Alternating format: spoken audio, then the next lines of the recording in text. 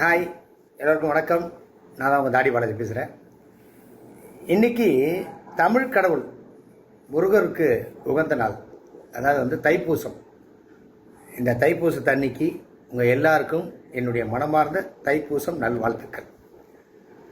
இந்த வீடியோ பதிவு எடுக்கு அப்படின்னு கேட்டிங்கன்னா, ஒரு 2-3 நாளாகவே எல்லா இன்ஸ்டாகிராம்லேயும் சரி, ஃபேஸ்புக்லேயும் சரி என்னுடைய வாட்ஸ்அப் ஸ்டேட்டஸை பற்றி ஒரு விஷயம் எல்லாரும் பகிர்றாங்க. இது ஆக்சுவலாக யாரோ ஒருத்தர் எனக்கு அனுப்பிச்சாங்க. அதை நான் எதாச்சும் வாட்ஸ்அப் ஸ்டேட்டஸில் வச்சுட்டேன். பட் இது இப்படி ஒரு விவாத பொருள் ஆகும்னு எனக்கு தெரியாது. இன்னொரு விஷயம்,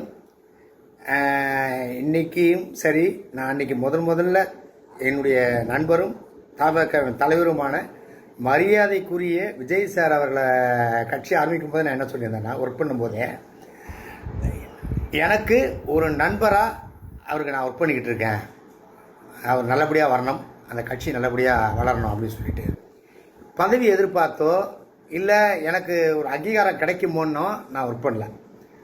நான் முழுக்க மனதார இன்னைக்கு தைப்பூச திருநாள், அதுவும் ஓப்பனாக நான் சொல்கிறேன். இது யாருக்கு புரியுதோ இல்லையோ, நான் கும்புற கடவுளுக்கு புரியும். என்னுடைய தலைவரும் என்னுடைய நண்பருமான தாவேக்காவுடைய தலைவர் மரியாதைக்குரிய விஜய் சார் அவர்களுக்கு புரியும். ஏன்னா அவர் எல்லாருடைய பேச்சையும் கேட்டு ஒரு அனலைஸ் பண்ண மாட்டார். அவர் ஒரு முடிவு எடுப்பார், அந்த முடிவு சரியாக இருக்கும். அதனால தான் இன்றைக்கி அரசியல் பயணம் ஆகுது. இதில் ஒரு விஷயம் என்னென்னா, இதை ஒரு விவாத பொருளாக்கி நிறைய பேர் பேசுகிறாங்க. அதில் குறிப்பாக ஒருத்தங்க பேசுகிறாங்க, இங்கே குத்தலாமா, இங்கே குத்தலாமா, அங்கே குத்தலாமான்றாங்க.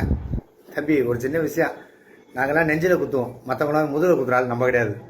அதே மாதிரி இன்னொருத்தர் சொல்கிறாரு, பச்சை குத்திட்டா பதவி வந்துடுவான், முட்டாள்தனமாக இருக்குது அப்படின்னு ஒரு பேசுகிறாரு.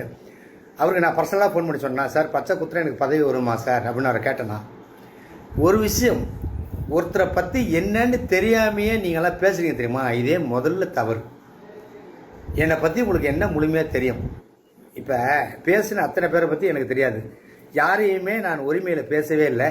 இதை நான் ஆரம்பத்திலேருந்தே பண்ணுற ஒரு விஷயம். அதை தாண்டி என்னுடைய தலைவரும் நண்பருமான விஜய் சார் இதுதான், யாரையுமே இது வரைக்கும் உரிமையில் பேசுகிறதே கிடையாது. அவர் நடிகராக இருக்கும்போதும் சரி, இப்போ தலைவராக இருக்கும்போதும் சரி, வார்த்தைகளில் ரொம்ப கவனமாக இருப்பார். நான் எங்கேயாவது சின்ன தப்பு பண்ணிடக்கூடாது, இதனால் விஜய் சாருக்கு ஏதாவது தவறாயிடும்னு பார்த்து எல்லா விஷயமும் பண்ணுறேன். இன்னொருத்தர் சொல்கிறாரு, நெஞ்சில் பச்சை கொடுத்துருக்காரு, அவர் வீட்டில் அவங்களோட இருக்கும்போது அது அருவருப்பாக இருக்காதா அப்படின்றாரு. ஃபர்ஸ்ட் ஆஃப் ஆல், அவர் ஒரு பெரிய மனுஷன், ஒரு இன்டர்வியூலையோ ஒரு சபையிலோ எப்படி பேசணும் அப்படின்றது என்னை விட அவருக்கு நல்லாவே தெரியும். இன்னொன்று,